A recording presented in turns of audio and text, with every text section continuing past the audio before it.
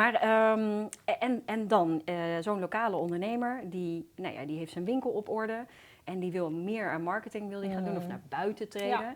En die verkoopt allerlei producten. Ja. Nou, met planten is misschien lastig omdat daar minder merken aan zitten, maar we zijn actief in de brillen. Ja. Er zijn allerlei prachtige, super vette brillenmerken. En die hebben ook marketingmaterialen. Hoe ga je daar als lokale ondernemer om? Want je hebt je eigen... Je hebt met luidspreker gewerkt, een vet merk neergezet. Ja. Je bent gewoon echt de bom. En dan komt er een ander merk die zegt... Nee, maar je moet het op mijn manier doen. Hoe zie jij dat? Dat is een hele lastige, denk ik, voor lokale ondernemer. Punt 1 hebben ze er waarschijnlijk geen tijd voor. En punt 2 weten ze niet hoe ze ermee om moeten gaan. Nee. Ik denk dat inderdaad, je krijgt waarschijnlijk van bovenaf van die klant krijg je natuurlijk richtlijnen hoe je ze moet gebruiken. Het is natuurlijk altijd belangrijk om het logo mee te nemen. Dus logo's niet wegsnijden. Oké, dus een waarborging van kwaliteit. Het maakt het ook echt. Hè? Ja. Dat is ook echt van, dit is ik hoor bij dit merk. Hè?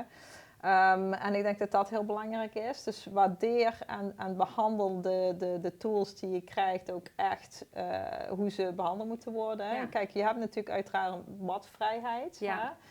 Jij kent de lokale klant. Dus als je zegt van, nou goed, ik wil dat graag zo hebben hangen, communiceer dat. Ja. Laat het even door iemand zien van, hey, is dit de juiste manier om het te doen? Hè? Ja. Ik heb een logo erop staan, ik heb de afbeeld, hè? De bril staat erop, natuurlijk heel belangrijk.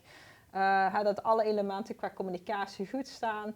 En ik denk dat je dan gewoon echt goed bezig bent. Ja, golden bent. Dan heb je... Ja, het is ook weer de co-productie of het is een samenwerking. Zeker weten. Ja, zeker. Wij zien het wel vaker dat je bijvoorbeeld een carousel zou maken, waarbij soms merkmaterialen er zijn en wat materialen van de ondernemer. Ja. Zodat een image in stand wordt gehouden, maar er wel ruimte is voor allebei. Ja, zeker weten. Of dat je een foto, de poster in de etalage en dat je daar een foto van maakt, want dan is het in de context van jouw winkel. Ja.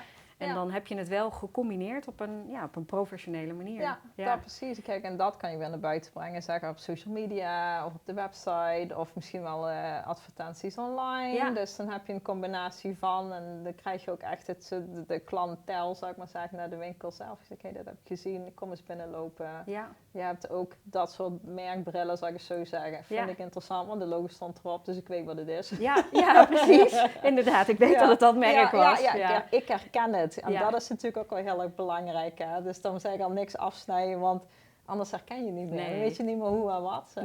Want mensen vinden merken, daar zit een bepaalde kwaliteit aan, vertrouwen. Hè? Die hebben er heel lang aan gewerkt om dat vast te stellen en in het hoofd te komen van de klanten. Dus belangrijk. Ja, dus respecteer dat ook. Het lijkt me ook wel heel weten. frustrerend dat als je een brandmanager bent en je hebt echt je best gedaan voor een mooie campagne. Ja. En dan kom je het tegen en dan denk je, oh nee, hier zijn de stickers overheen geplakt op Instagram. Dat is, dat doet ook een beetje zeer dan, denk ik. Ja, het doet heel veel pijn. Maar aan de ene kant denk ik gewoon van een marketeer point of view, zou ik het zo zeggen, is het ook een leermoment. Want je moet wel rekening mee houden dat wat je ook mee bezig bent en wat je bent aan het maken, dat gefilterd moet worden en opgepakt door heel veel verschillende uitingen, verschillende mensen, verschillende bedrijven.